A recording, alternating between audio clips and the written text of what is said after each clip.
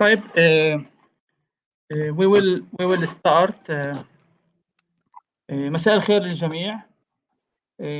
But what about translate? You can Philippe, you can translate, please. You can hear it. I only hear you, not the translations, but no problem. Okay.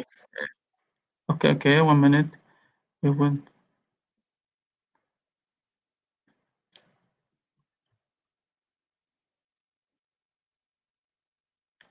إذا المنظمين بيساعدونا بس بخصوص الترجمة لفليب، ومن ثم الترجمة بس نتأكد إنه الترجمة موجودة ومتوفرة وكل شيء تمام عشان نبدأ فعاليات الورشة الثالثة من منتدى فلسطين للنشاط الرقمي الخامس. أهلا. few seconds. أوكي سارة.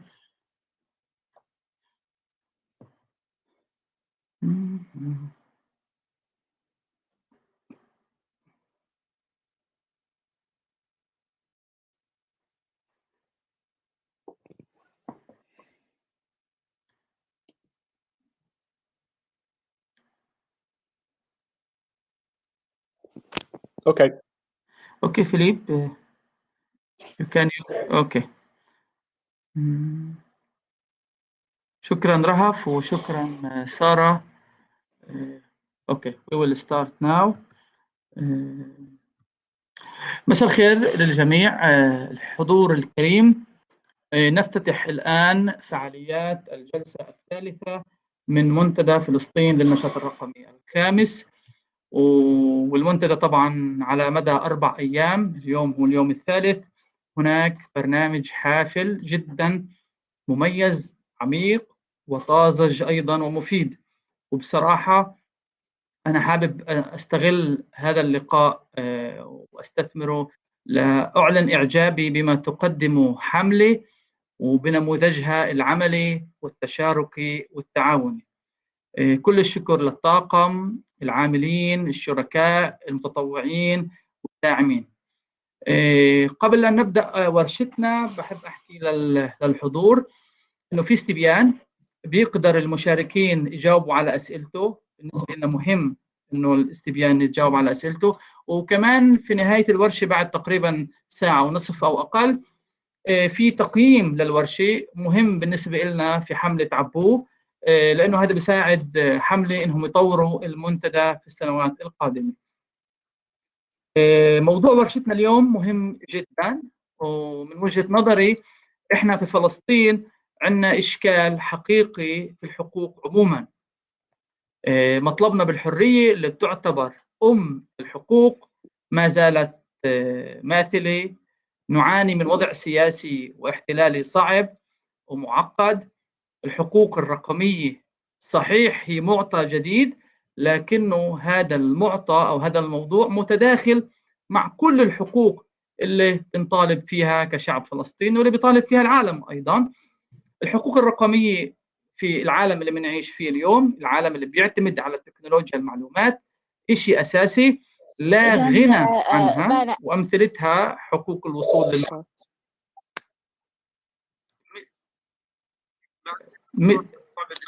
بعرف ايش الصوت مسموع بالنسبه لي. في مشكله مش عارفه مين فاتح الزوم عندكم، في دخل بعض، في مشكله مش عارفه شو هي. مين عندنا احنا سامعين صوتك يا ريما؟ هيك طيب. لازم ما نكمل. يطلع الصوت عندك سعيد، مش عارفه شو المشكله. طب مش مشكله، لو طلع مش مشكله، انا بتحمل عادي. اذا انا المشكله عندي بسيطه. اوكي نكمل. بيسمعني فيليب. هو بيسمعني انا؟ انت الناس رح تسمعك عربي. اوكي. وانا اللي بدي يسمعني لازم يروح على الزوم. دقيقه ابعث له وتكمل. انت كمل سعيد وانا بشوف. اوكي ماشي. طيب راح نكمل، والمشكله التقنيه الفنيه ان شاء الله بتنحل. بالمجمل كنا بنحكي عن الحقوق الرقميه، وبنحكي انه مثل حق الوصول للمعلومات والحق في السريه والتعبير عن الرأي في البيئة الرقمية، وكلها مجالات الحقوق الرقمية. في فلسطين عندنا مشاكل صراحة فيها، ومشاكل كبيرة جدا تحديدا في نشر المحتوى كمان. وهذا بخلي تغطية الحقوق الرقمية إعلاميا أمر غاية في الأهمية. ولهذا الغرض معنا من إيطاليا فيليب إيسالفو. Hi, thank you very much Philippe, how are you? for having me. Thanks for your presentation. اوكي. وفيليب هو باحث في مرحله ما بعد الدكتوراه في معهد الصحافه والاعلام بجامعه USI. فيليب بيجري بحث مهم حول الابلاغ والصحافه الاستقصائيه ومراقبه الانترنت والعلاقه بين الصحافه والقرصنه في معهد USI كمان. فيليب كمان بيدرس الصحافه لطلاب الماجستير والبكالوريوس. هو حصل على الدكتوراه في علوم الاتصال من جامعه USI في ايطاليا، وكان موضوع اطروحته حول اعتماد منصات الإبلاغ عن المخالفات المشفرة في الصحافة في صيف عام 2018. وصراحة بتخيل موضوع غاية في الأهمية. أيضا فيليب بيشتغل كمحاضر في NAPA الأكاديمية الجديدة للفنون الجميلة في ميلانو إيطاليا، وهو كمان صحفي مستقل بيكتب في أكثر من وسيلة إعلامية من ضمنها فايس وسكوير. وعند فيليب كمان منشورات حول التأثيرات الاجتماعية للتكنولوجيا. فيليب كمان بيشتغل كمحرر إيطالي لمرصد الصحافة الأوروبي. ألف كمان فيليب كتابين: تسريبات الإبلاغ عن القرصنة، الكتاب الثاني منصات الإبلاغ الرقمية في الصحافة، تشفير التسريبات. ويا ريت لو يتم ترجمة جزء من هاي الكتب لأنه غاية في الأهمية. قبل أن نبدأ فيليب اللي احنا متشوقين فعلا نستمع له، نقول انه هو سيقدم محاضره في حدود 30 ل 40 دقيقه، ومن ثم هناك مجال للحوار، النقاش، طرح الاسئله. اهلا مره ثانيه. وفيليب we are happy with you in this important workshop. Go ahead. Thank you. Thank you very much, Said, for your introduction, and to all the organizers for having me here today. It's great to join you. Unfortunately, only on the internet. Would have been amazing to be physically with you, but this is how it is going, unfortunately. So I will start immediately sharing my presentation for today. You should be seeing it in full screen already. So I think that Said has already said everything about who I am. If you're interested to know more, I can definitely share with you my presentations with all the details. Here are the books I have been authoring in the past year.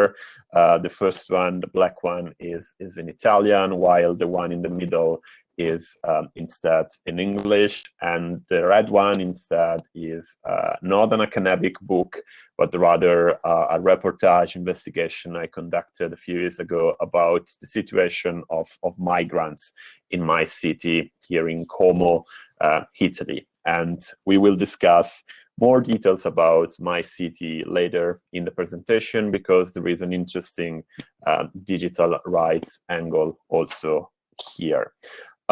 Just for a brief theoretical introduction, we now live in the datafied society, which means that a lot of social interactions, a lot of social occasions and spaces and public spaces now take place on the internet, and they are mostly mediated or created around big data or digital infrastructure, which means that knowledge, economic value, and the processing of information is increasingly realized and experienced through data and digital ecosystems.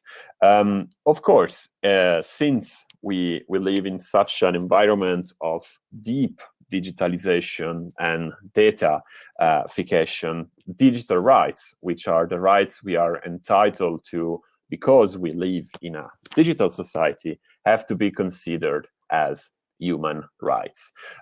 I don't see a difference between classic human rights framework and digital rights.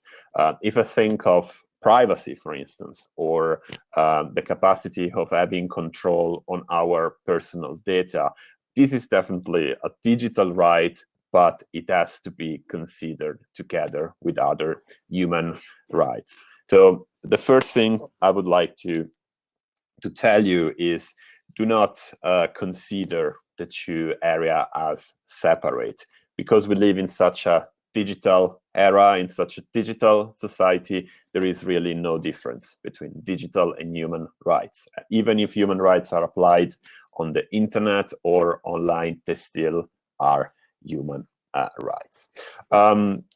Yet, the datafied society and digitalizations, it's great. It is allowing us, for instance, to be together here at this great conference. But the technology that powers, that creates the datafied society can be problematic. I'm quoting here a philosopher, James Bridle, who has been writing extensively about some of the downsides and some of the most important controversies of the digital society. And what he says in this great book that I truly recommend you is that sometimes digital technology and computations and everything that goes together with data can be very opaque. It means that sometimes it is beyond the comprehension of most. It is difficult to understand and have a clear idea of how technology works most of the times. And this is why a lot of people, very vast areas of the population, sometimes have not a real idea about how the technology that shape our society is actually working. And this is why I think the work of journalists and activists is more needed than ever in order to have transparency on these very sometimes dark and opaque systems. There is a great metaphor that I like a lot to explain this state of thing, which is the metaphor of the black box that you will see coming back a few times during this presentation. It is not a metaphor that I have created, but it was firstly provided from Frank Pasquale, an American sociologist who has written this great book, The Black Box Society.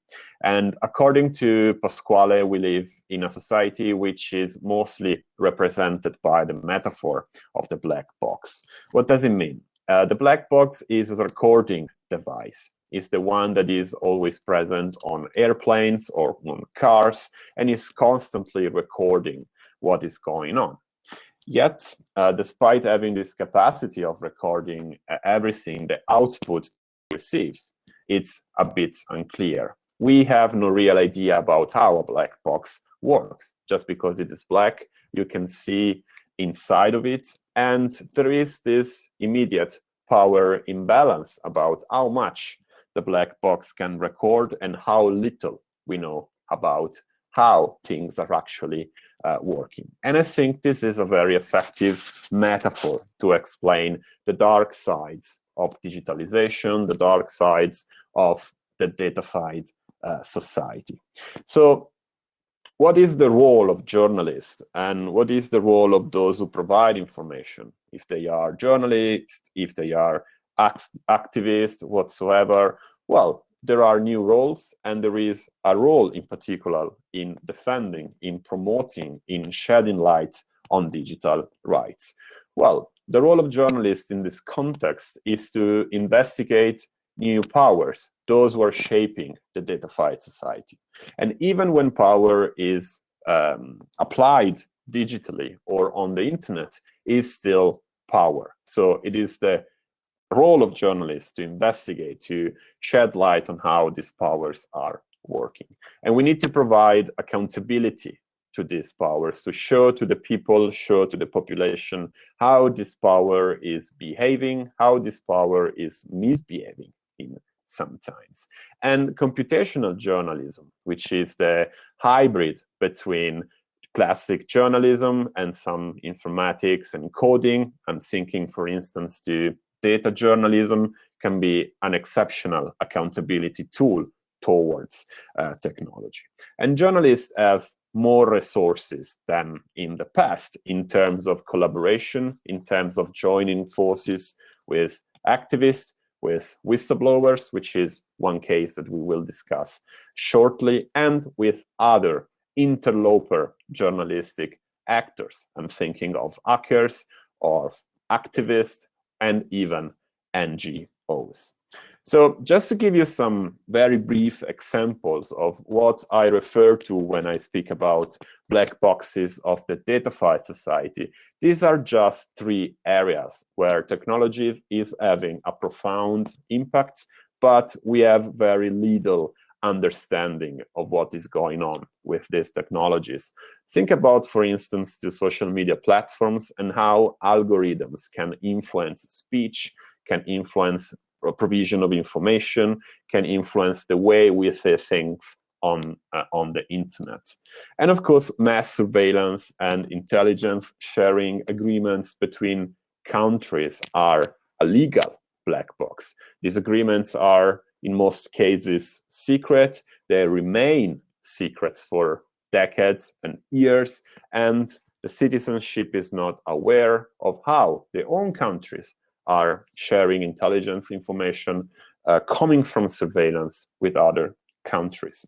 Another black box that I think is very interesting and scary, of course, is the commodification of surveillance technology, which is the way in which surveillance technologies like spyware and malwares are becoming more and more used for tracking people, for tracking dissidents, and even for tracking journalists. So these are three areas where I think a black box is clearly visible and where we need more accountability work from journalists, from activists, and from all concerned about digital rights.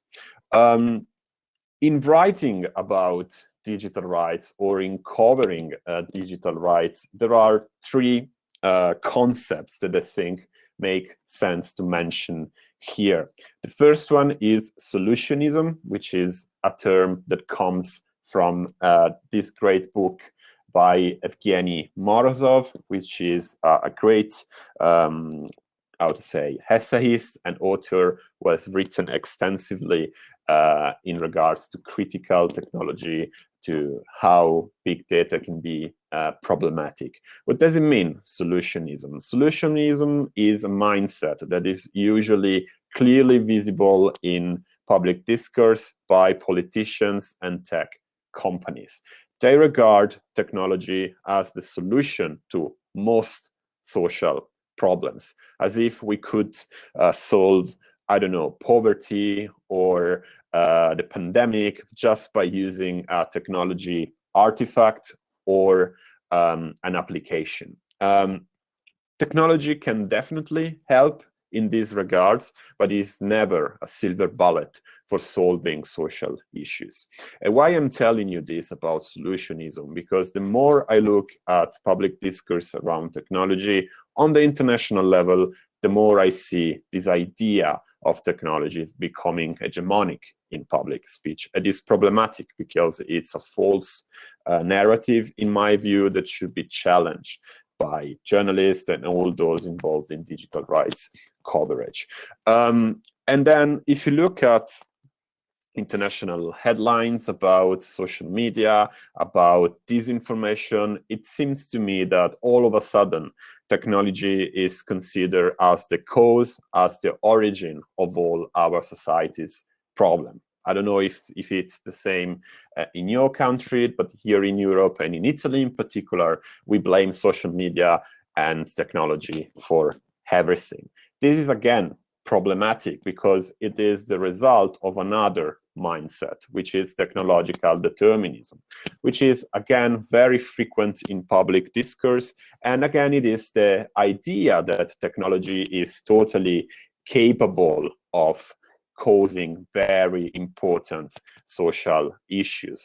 Just one example, for years, we have heard that Donald Trump had won the elections in 2016 because of Facebook, as if there was a direct correlation between Trump being very popular on Facebook and winning the elections. I think that this political phenomena, that these political issues have way more deeper reasons why. They have more reasons, causes, than just technologies. So I think that it's also very important to contrast this technological determinism idea, because it is wrong, in my opinion, and is underplaying bigger problems. Keep in mind that usually there is nothing magic about technology. Technology is always socially constructed, and it has nothing sublime, as this other great book by sociologist Vincent Mosco explains. Technology, it's not sublime, it doesn't have magical powers. It is always happening in reality, and it's always connected to social, political, and economical traits that need to be kept into consideration. And I always love to quote this sentence from Melvin Kranzberg, which says, technology is neither good nor bad, but it's not neutral as well. So always keep these points in mind. One strategy that I would definitely recommend for covering digital rights is to listen to academics and activists, because their voices are those more important, are those more knowledgeable about the issues themselves, but also they have the capacity to contrast those deterministic, solutionist, and sublime points of view around technologies. And let me tell you, being myself an academic in this area, we are usually very open to journalists when it comes to helping them in creating stories, in providing data, in consulting them, in giving insights or quotes or contributions. So reach out to academics for comments, etc., and they will, most of the cases, give you hints or suggestions for your stories. And here I've put the logo of Citizen Lab, which is a great academic institution based in Canada that I'm pretty sure you have heard about, that is doing excellent work about the use of surveillance in various countries, and they have a very media proactive attitude. So they are really eager to help journalists abroad in shaping their own stories. Another great example comes instead from the NGOs ecosystem.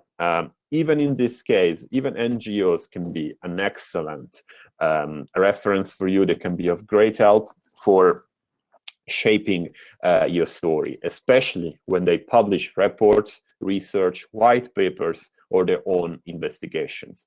There is real power in joining forces with NGOs to conduct investigation about digital rights and technology. And here, of course, I'm mentioning Privacy International, which is one of the most important NGOs about data and privacy issues. They are based in London, but they work really internationally. And it's also the organization that got me closer to you for this participation in this workshop. But Privacy International is definitely a global and international name, but don't think that only global and international names can help you. Maybe there is excellent activist work being produced closer to you. And for this case, I'm mentioning here the Hermes Center for Transparency and Digital Human Rights, which is a great Italian organization I have been working with for a few years now on a variety of projects, and they are precisely the kind of organization that is definitely available in most of the countries. They are in Italy our point of reference for anything digital rights, and they are very, very, very open to contribute for journalistic stories. So keep in mind to search for such organizations also in your area closer to you, because they can be of excellent help. And then don't forget that collaboration is crucial. So try to build networks and connections between you, NGOs, activists, because in joining forces, you can create excellent journalism. NGOs and activists can be your sources, but they can also be your partners for your next organization.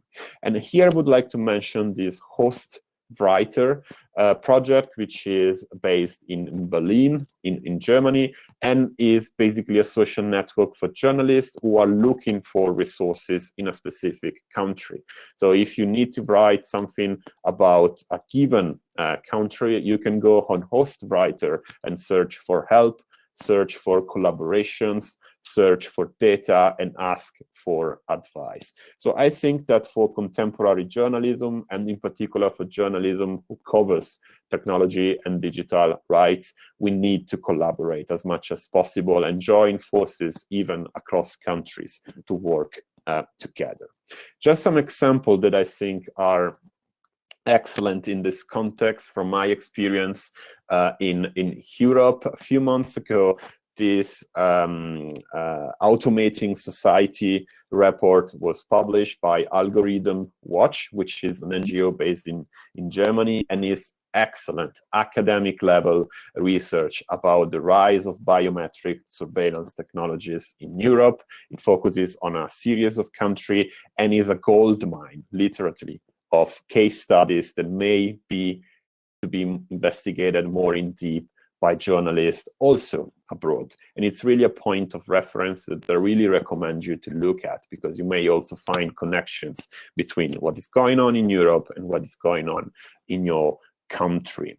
Another example is this campaign, which is gaining momentum in Europe these weeks, and is a campaign to ask the European Union to ban facial recognition in public spaces. As you can see in the picture, there are lots of logos of NGOs and other organizations who are pushing for this campaign all across Europe. And this is a great opportunity, because this is definitely something that activists are doing, and it's really a political operation to push on the European Union to ban facial recognition. But these occasions are always great to raise themes, issues, and topics as a journalist. So in this case, if there is a huge campaign against facial recognition going on in Europe, it is a good moment to publish stories and investigations and journalistic articles about facial recognition.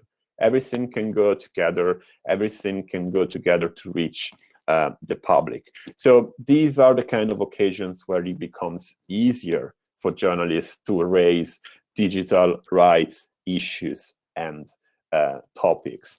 And then don't forget to think local, because sometimes we have the impression that digital rights stories are always happening elsewhere. And not all digital rights stories have to be international. So do not wait for the next Snowden, for instance. Well, it would be great to have another Snowden early in the future, but not all digital stories have to be so big. So look at your local area, your countries, always keeping a global eye, because something that is happening in your area may have a global impact, or may be the sign of something bigger happening in the world, or may be connected with digital rights issues in other countries. And don't forget that something that appears as a small local case may actually raise awareness on a broader international level and reach a broader audience.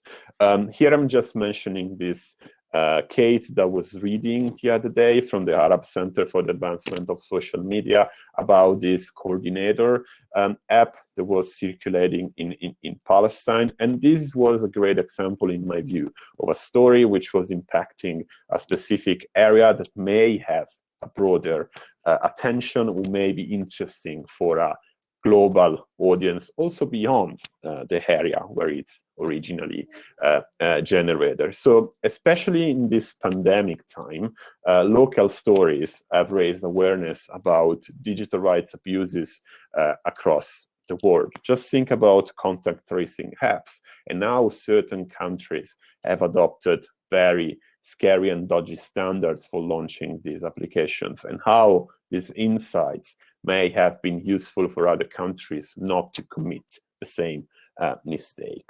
So in this second part of my presentation, I will just show you some interesting case studies and examples. These are very international, but I think they can provide some insights that have also value for your reality and for all journalists covering digital rights. I just wanted to focus for a second on public interest acts. These are a pretty new phenomenon that has been described and analyzed by Gabriella Coleman, who is a great scholar and researcher who does work on hacking, on hackers, and how they interconnect with information. And Coleman has found out that increasingly hackers are trying to have an impact on information by releasing data and documents that they have obtained through hacking operations. So they no longer only infiltrate computer system for the sake of it.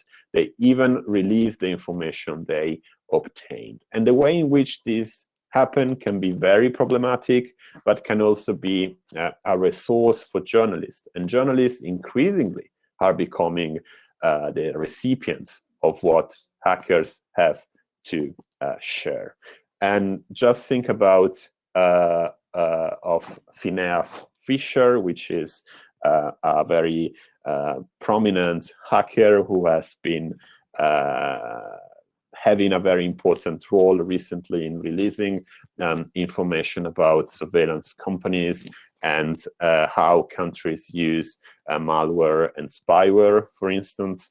As you can see, he is also a very funny type who loves to be interviewed, impersonified by a puppet. But Phineas Fisher is an interesting case because it has been very international, and it's a clear example of how sometimes hackers can be a good resource also for journalists. Always keep in mind that hacking, of course, is an illegal practice. So case by case, journalists have to be aware of the risks, and they need to verify that what they are obtaining is really in the public interest. So I don't want to sound like too much upbeat about hackers joining forces with journalists, but there are some instances in which these collaborations brought to excellent result.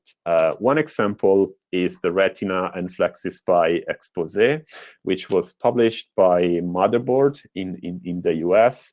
And basically what happened here was a public interest hack where some hackers attacked two surveillance companies in the US, and they were able to expose how much dangerous their software was, how much used it was. And basically they were able to reveal the existence of a market for stalkerware, which are software you can buy and use to monitor your partner, your co-workers, or anyone you want to follow on the internet. So these companies were basically making money out of basic digital rights violation, and these hackers obtained information and decided to give all of this to journalists who publish stories in a very ethical and smart way. So this one was definitely a good example. But of course, keep in mind that not all hackers are whistleblowers, and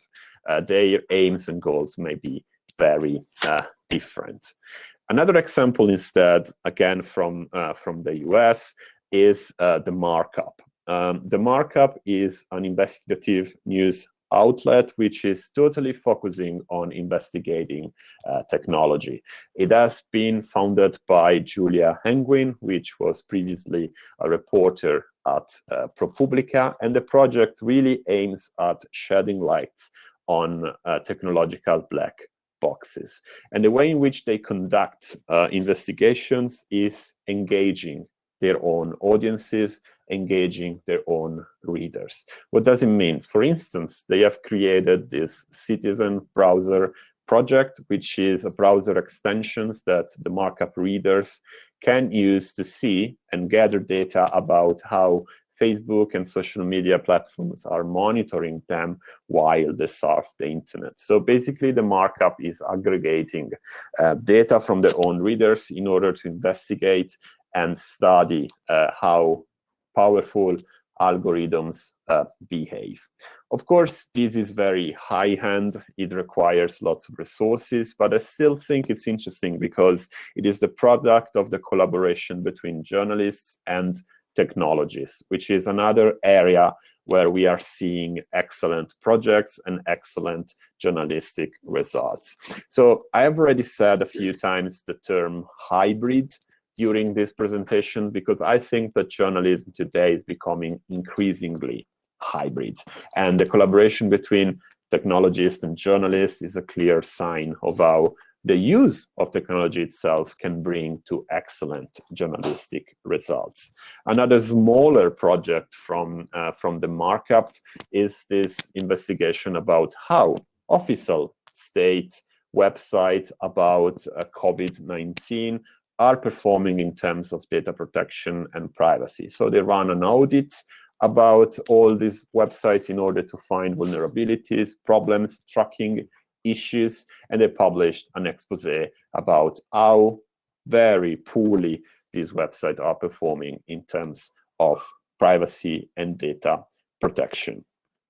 The last example I would like to show you instead is this one where I have been involved myself. In June 2020, I co-authored this investigation into how my own city here in Italy, Como, was using a facial recognition system in a public park. It was very strange because my city is absolutely calm. There is no very high rates of crime. Basically, nothing happens. But yet, the municipality decided to buy, implement, test, and use a facial recognition system. That sounded pretty scary to me. So I contacted another reporter, Riccardo Coluccini from Italy, and Laura Carrer, who is instead a member of Transparency International Italia, and she is responsible for this FOIA for Journalists service that facilitates FOIA requests for journalists. So using this service from Transparency International, we obtained lots of documents from the municipality, and we were able to track how my city was able to buy and use this system. It started as a local story. It was published in a national news outlet, but it really had a huge impact because Como was one of the first cities in Italy to use facial recognition system, and this caused a parliamentary inquiry and an intervention of the Italian data authority, who forced the municipality to stop using facial recognition system. So I think that this story keeps together some of the things that I've been saying until this point, which is collaboration with NGOs, thinking locally, and try to have an impact beyond the first area of reference. Actually, we even had some international visibility for this story because Privacy International was very interested in knowing more about how facial recognition was being used in Italy. So we republished part of the story in English for their own website, and this allowed us to reach a broader audience. So I think this was a good example for showing you how something that starts very local can become an international case. One last thing comes from my academic research, but I think this can be interesting for you as well. I'm doing research on whistleblowing platforms, which are open source software that you can use to launch a whistleblowing service that allows you to obtain documents, data, and communication from sources and whistleblowers over the internet using strong encryption and stronger data and anonymity guarantees. The most important softwares you can use are SecureDrop, which is produced and run in the US by the Freedom of the Press Foundation. Is the software that the New York Times, the Guardian, Financial Times, and all the big players in Anglo-Saxon media are using at the moment. But I would like also to focus for a second on Global Leaks, which is instead a project from Italy that is being used on a smaller scale by activist organizations and smaller media organizations, and it's basically the same principle as SecureDrop, and it's a great opportunity for all of you who wants to start a whistleblowing service and cooperate with whistleblowers and who wants to conduct investigations in various areas, including digital rights.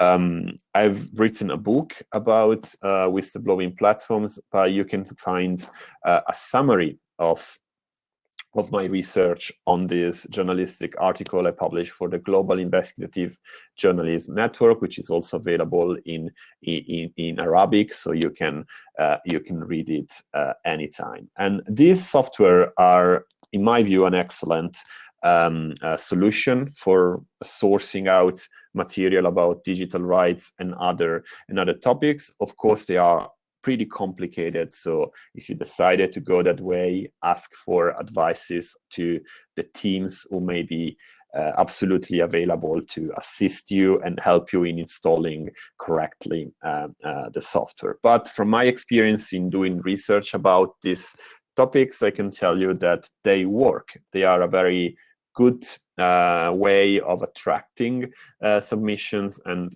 whistleblowers who feel safer if they can speak to you anonymously. So if you run an investigative journalism organization, or if you need to access information as an activist, I think they are an excellent and safer solution for doing this job.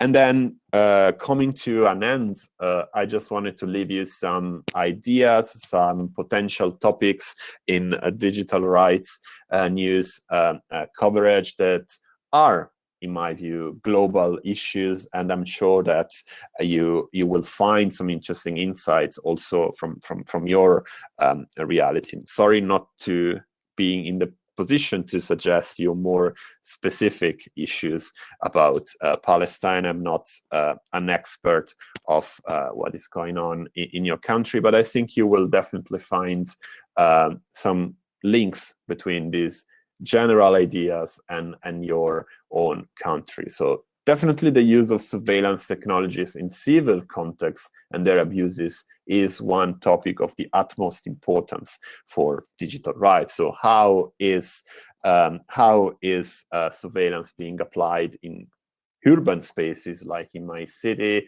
how it is abusing the rights of people, etc. And then biometric technologies such as facial recognition is really on the rise.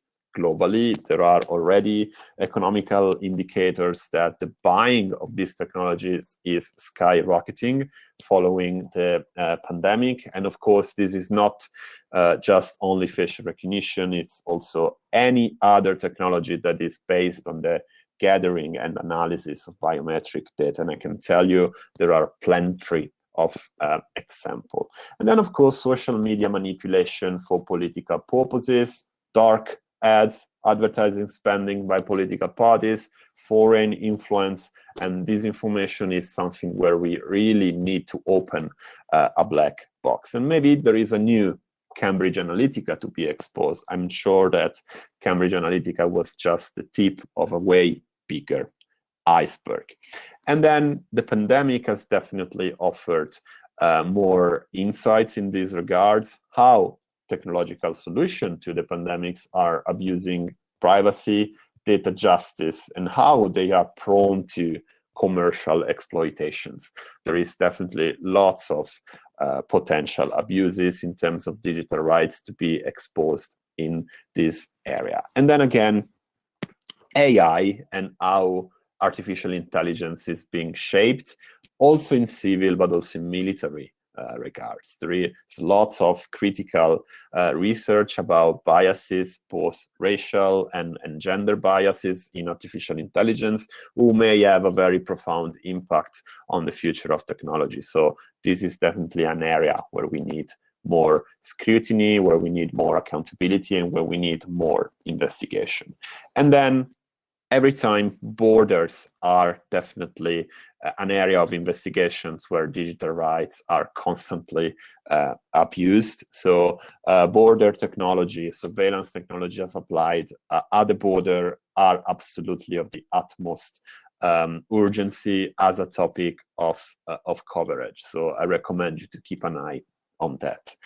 Coming to the conclusion, well, we started by using the black box metaphor, and I think that technological black boxes are urgent questions for civil rights, digital rights in democracies and all around the world. It is really an international phenomenon, and we need to question, we need to contrast all these narratives that are shaping black box narratives like positivism, solutionism, and technological determinism. And we need journalists to expose these distortions, stimulate debate, and ask for public intervention when a problem shows up. And then technology is always socially created. This is a crucial point, and we need consequently an informed citizenship that is capable of taking their own decisions about the technology they want to have in the public life and the technology they don't want to have in their public life. So information for the public is more needed than ever in terms of technologies.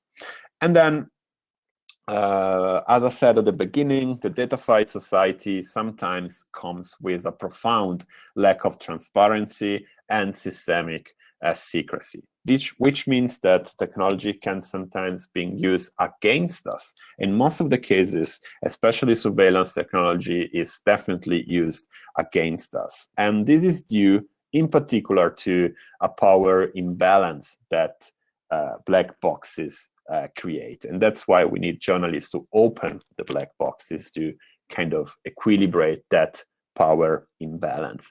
And sometimes radical transparency acts like whistleblowers, leaks, and even hackers may be the only options we have. And that's why I was stressing so much the role of public interest acts, because sometimes we don't have access. We can't have access to relevant information and data through official channels, and we need the interventions of something more radical.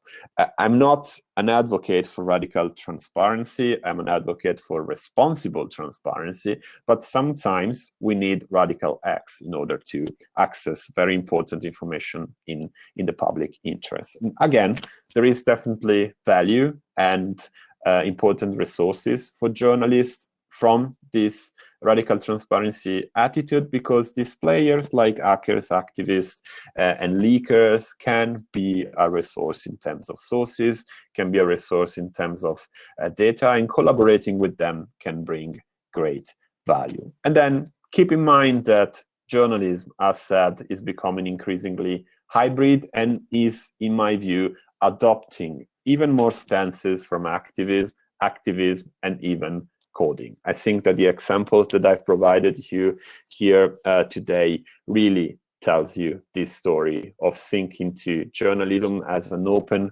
hybrid systems where stuff that we usually wouldn't have considered as journalistics may actually become part of journalism. And then don't forget to think local. Just a brief takeaway. I really love this quote from Dan Gilmore, a great journalism scholar and journalist, about how we need, in terms of digital rights, that journalism becomes increasingly activist in a sense. We need that journalism adopts a very activist, proactive attitude towards digital rights, because we need to respond. Because digital rights abuses are, in most of the cases, also abuses towards information, towards data justice, which is precisely the area where journalism works. So we need to become, as Dan Gilmore says, outright activists in the defense of these liberties. We need to stay aware, we need to stay ready to respond to this kind of solicitations from the datafied society. And that's why I think that journalists, activists, and all those concerned about digital rights need to join forces and be ready to respond. And I really thank you very much for having me. And I would like to thank again the organizers of this great event for inviting me and for organizing such a great event in so much complicated time. So thanks a lot for listening. And I look forward to discussing with you and to your question. Thank you very much.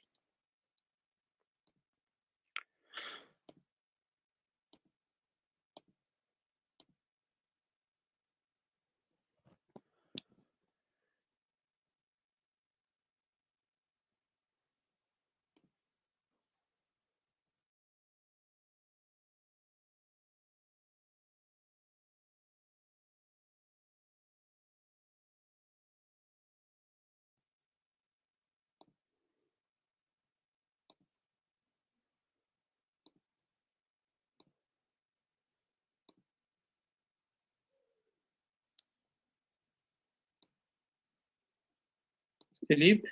Yes, now I hear you. Okay, now you heard me. But I still think you are muted on Hopin. هلا منيح؟ لا. Okay, it's fine. Sorry, I hear you perfectly. Sorry. It's all fine.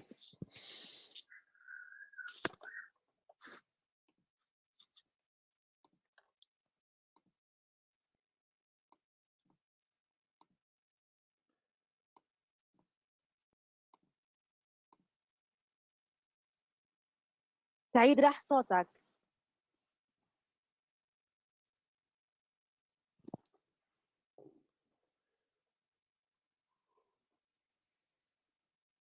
سعيد انت ميوت.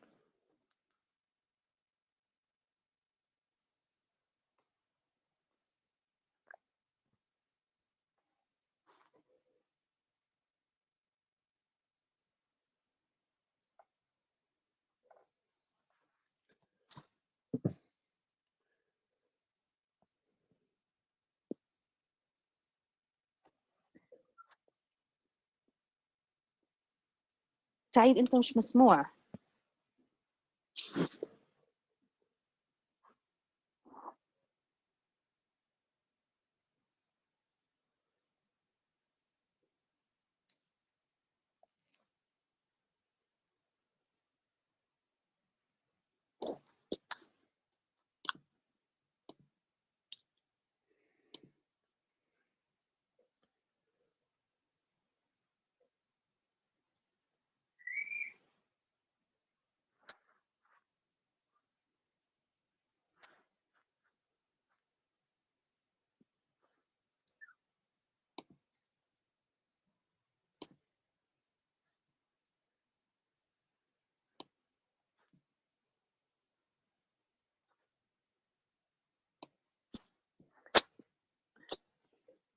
سعيد انت ميوتد. سامعني؟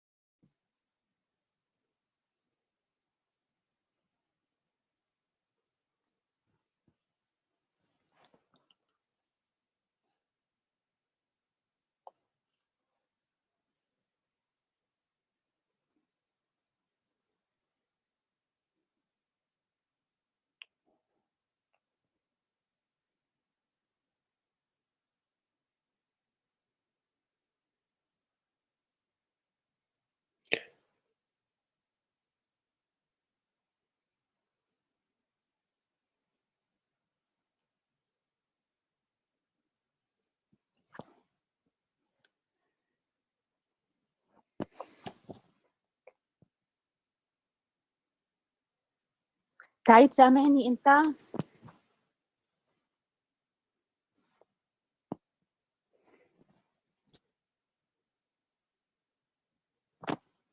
كأنه فصل اصلا سعيد.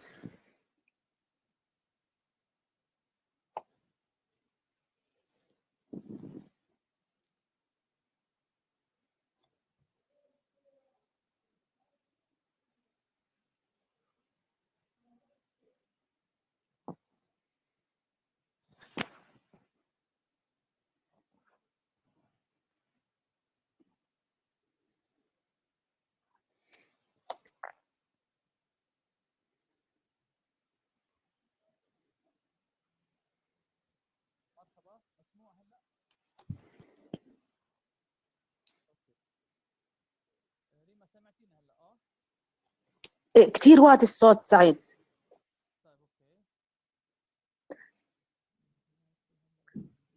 سعيد في اشي عندك اظن لازم تعمله، عم يطلع صوتي هلا في هوبين، مش عارفه بركي لازم تفصل الزوم ان، انا عم بسمع حالي.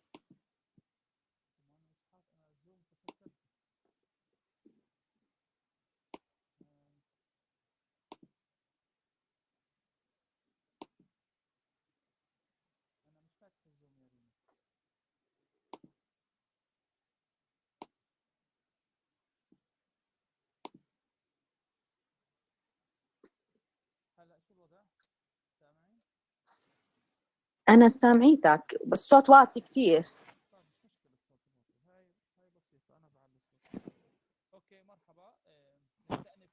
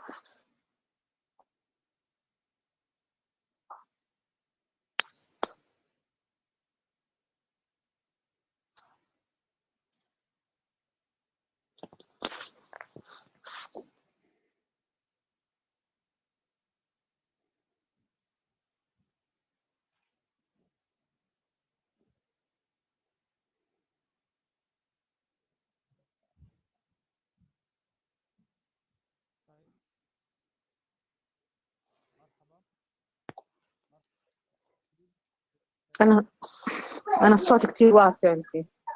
بعليه الصوت بنعليه مش مشكلة. مرحبا. بس أنا بدي اللي عم بيسمعوني فوق صوتك ولا كيف الوضع؟ مش عارف بسمع. أنت سامعني هلا؟ أنا بسمعك. أوكي ريما. يس. السماعات. Philip, can you hear me? I hear you perfectly, but But you Said, can hear Said too. it's very low, his volume. Yes.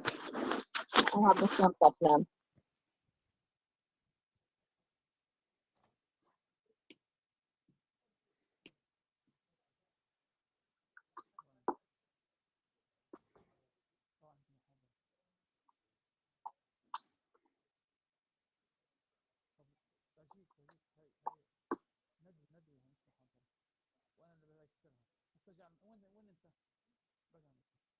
I'm sorry, Philip. We need to wait for no problem.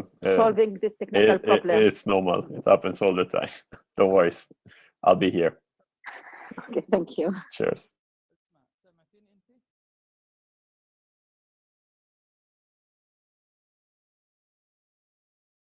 سمعتيني ريما؟ ريما سمعتيني؟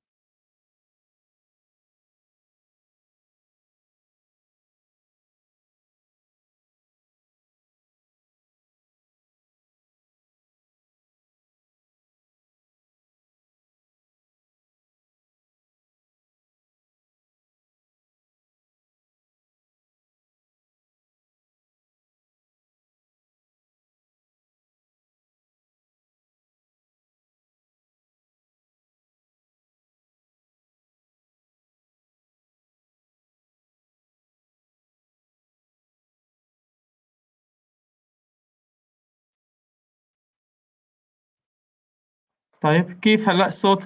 سامعني فيليب؟ صوت واضح؟ أنا عندي ممتاز. طيب اوكي، وانا عندي عم ممتاز. يطلع صدى. مش عارف شو بدي أعمل. شو نعمل هيك؟ احكي سعيد وبحاول. شكرا فيليب، وشكرا لينا. Philip and وانا بعتذر على الخلل الفني اللي صار، وان شاء الله يعني sorry بس for this technical problem. No problem. اوكي. الصراحه فيليب honestly speaking فيليب حكى عن مجموعه من القضايا اللي ممكن الفلسطينيين حاليا مش شاعرين فيها، لكن احنا في صميمها من تكنولوجيا التعرف على الوجوه الى مختلف القضايا اللي هو تطرق لها وتناولها من مشاكل لها علاقه بالحقوق الرقميه. وبعتقد انه ممكن الاهميه في المحاضره اللي قدمها فيليب انه سلط الضوء على مجموعه كبيره من القضايا نحن نعيشها في فلسطين، a set of issues that we're living in. لكن الناس شوي مش مهتمين Philip, فيها. I think you need to mute. It worked when you mute. على اعتبار انه على اعتبار انه في قضايا اهم، يعني مثلا في فلسطين في اهتمام كبير مثلا بمحاربه فيسبوك للمحتوى الفلسطيني بصفتها قضيه غايه في الاهميه.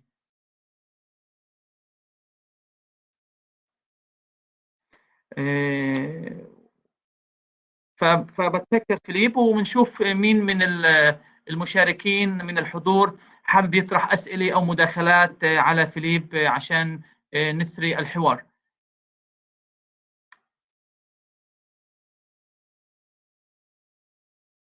مين؟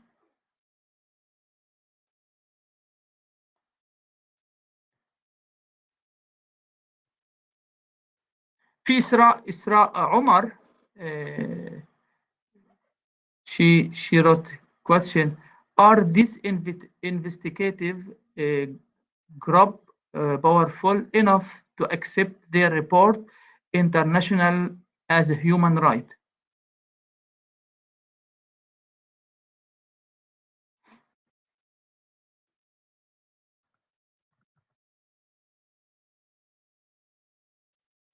Okay. Philippe, you I don't know which investigative groups لا أعلم are أي you مجموعة referring to, عنها، but ولكن definitely even local organizations can have an international impact. I remember, for instance, when we had a case here in Italy of an Italian surveillance companies selling surveillance software abroad. There was an intervention from local journalists and activists who wrote a letter to the dedicated ministry here in Italy, and that started an Italian case that was then also covered internationally, because it had profound implications also abroad. Of course, the organizations that you mentioned, like Human Rights Watch or Amnesty, have a stronger capacity of influencing public discourse, but they are not the only one capable of doing this job. That's why I was mentioning the Reclaim Your Face campaign for the ban against facial recognition in Europe, because it's conducted by smaller organizations who are active in their own countries, so they may stimulate debate and discussions in their own countries and join forces on a European level. But you can certainly reapply this system to your area or to other countries in general. And then that's why I think that always thinking in this way to your local issues in a global setup can be very powerful and can bring to real change in some issues. Of course, having Amnesty or Human Rights Watch as a partner would make things definitely easier to reach the international level, but it's not the only way. And what I suggest to journalists who are interested in covering digital rights is to keep an eye on what the big organizations are doing and trying to see whether their own publications can be also considered in a more local way. So, for instance, if there is a huge report by Amnesty about surveillance, that can be a good starting point to conduct a more national or local investigation inside the same issue. شكرا فيليب. في سؤال كمان من إسراء: هل يجب أن يكون الصحفي متخصص في التكنولوجيا لعمل تحقيقات في القضايا الرقمية أو في الحقوق الرقمية؟ واعتقد انك انت جاوبت او حكيت عن فكره انه من المهم الصحفي يكون له علاقه مع التقنيين والمهندسين المختصين. تفضل.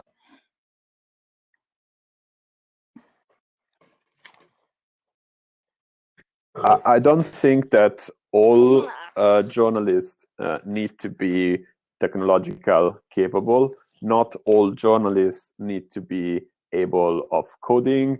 Not all journalists need to know how to write code or other technological techniques. But what is absolutely needed, contrarily, is to cooperate with those who definitely have those technological capacities, especially when it comes to information security, which is an absolutely critical and complex and dangerous area. It is better to rely on the work of those who are already absolutely capable and knowledgeable in this area. So that's why I was mentioning Secure Drop and GlobalX as projects that you may want to look at, because they offer you a system which is created by coders and programmers who have all the skills, and journalists can use their products having their support from this organization. So absolutely, don't think that it is mandatory or absolutely fundamental for each and everyone to know how to handle coding and to know how to create data visualizations and such things. It is good to have some basic understanding of what is going on in this field, and it's absolutely great to be an expert also in this area. But I don't think that all journalists need to know all of this. Collaboration can be an answer, and if you join forces with technologists outside your newsroom, you can get excellent assistance, access to tools, access to practices, and access to advices. The Hermes Center for Transparency and Digital Human Rights that I mentioned before is based in Italy, but it has been working with organizations all around the world, including the Arab area. They have been doing stuff in Tunisia, and they have been active also in Eastern Europe, in South America, whatsoever. So they are a clear example of how a national Italian organization can be of help for you, even if you're not in Italy. But the Hermes Center is just one example I can mention here. I've seen that someone in the comments has mentioned the Electronic Frontier Foundation. That's definitely another big name, which can be an assistance for journalists around the world, or the Freedom of the Press Foundation, which is mostly interested in working in the US, but they may be of help regardless of their national location. شكرا فيليب. في سؤال عندي صراحة، وبعدين نستكمل أسئلة الأصدقاء والمشاركين. إحنا بفلسطين في عنا إشكال مرتبط إنه في عنا احتلال إسرائيلي ومحاصرته للقيود، محاصرته للحقوق الرقمية بيتم وضعها في سياق مكافحة الإرهاب. يعني يتم تصنيف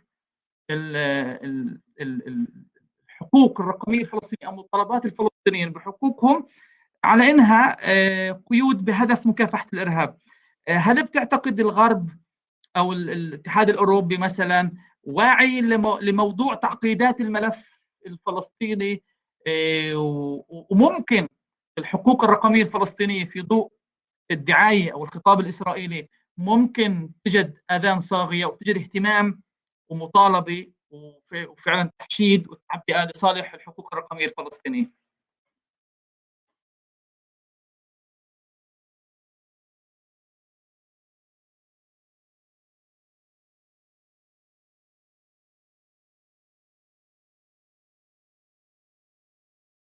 Well, I think that you are experiencing a terrible situation, and I'm totally sympathetic to your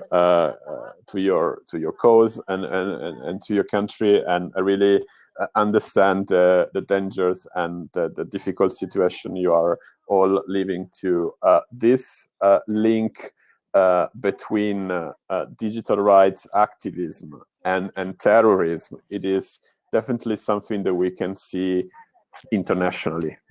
Of course, in your case, as more direct and more complex impact, but also if you look at how digital rights issues internationally are sometimes framed by the media, that is something we experience very often.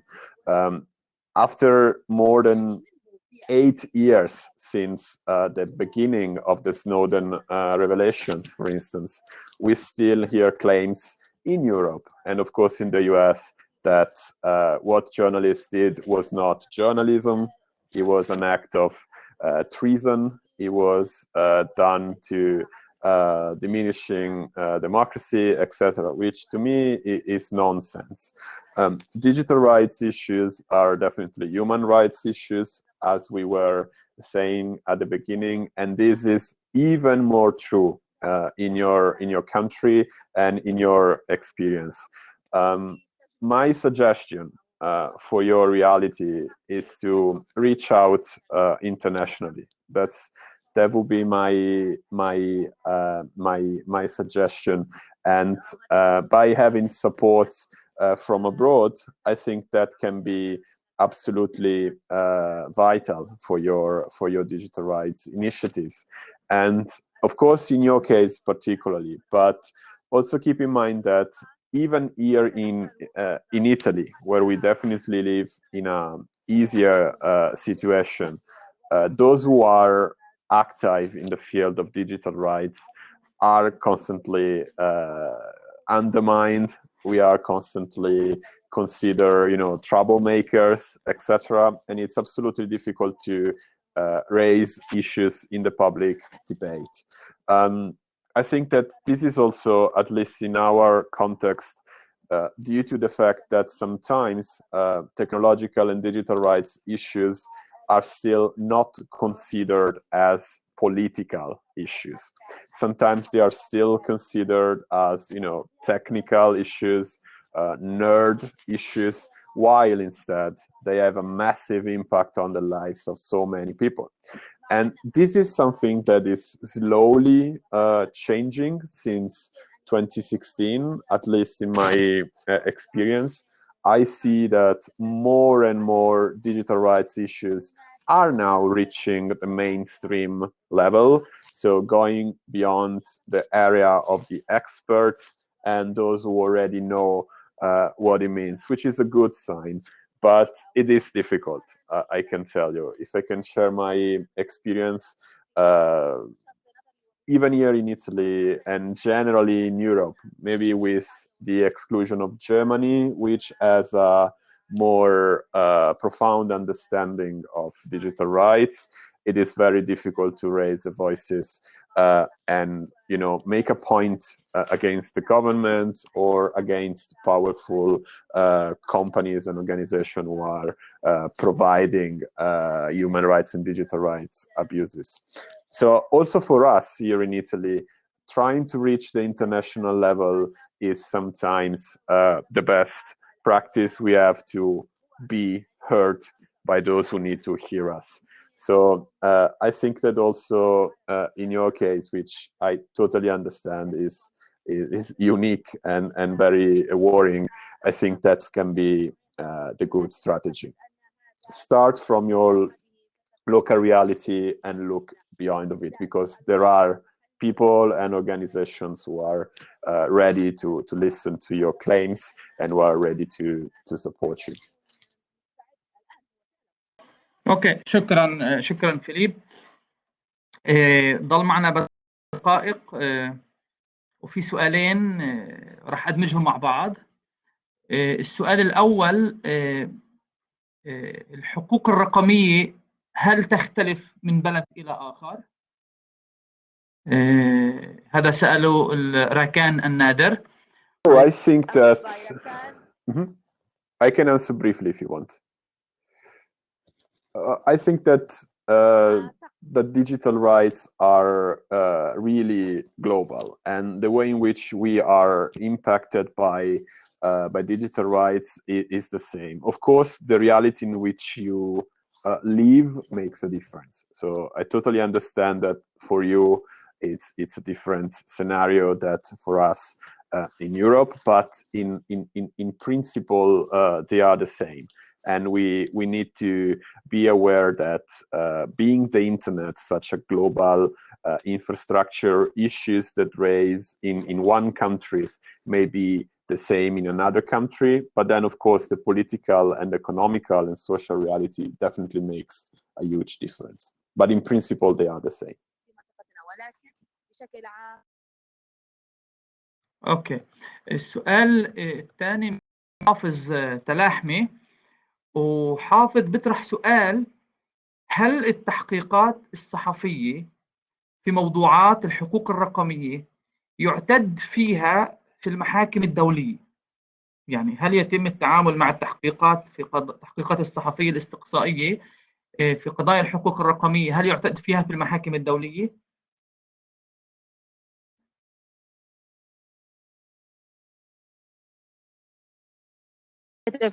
reporting.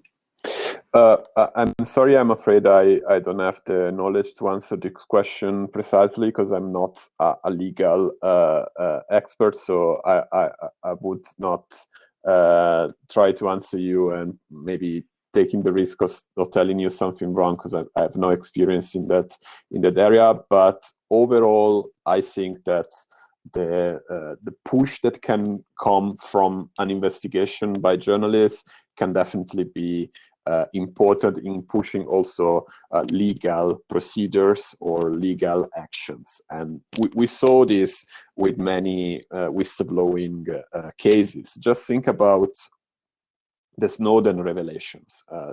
What Snowden revealed about the US was later used as evidence, and there were some changes in court, even in the US. Some of the practices that Snowden denounced were considered illegal and were stopped. So I can't answer the questions really in legal terms because it's not my field of expertise, but overall it is definitely true that the push from journalists can activate other processes that can even have a legal impact.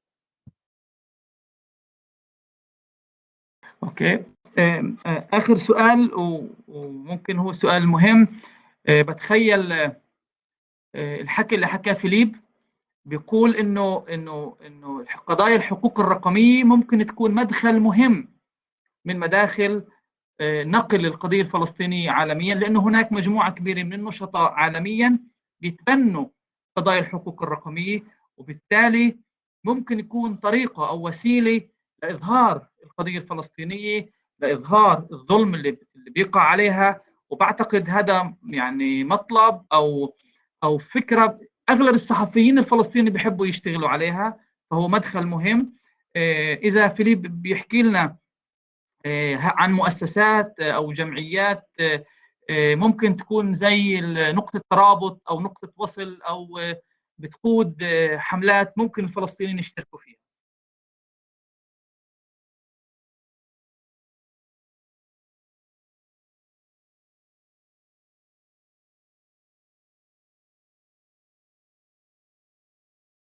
I totally agree, and I think that the digital rights cause can definitely have potential to reach the international scenario. I think that there are lots of organizations here in Europe who may want to know more about your situation, and that they could help in letting you reach a global audience.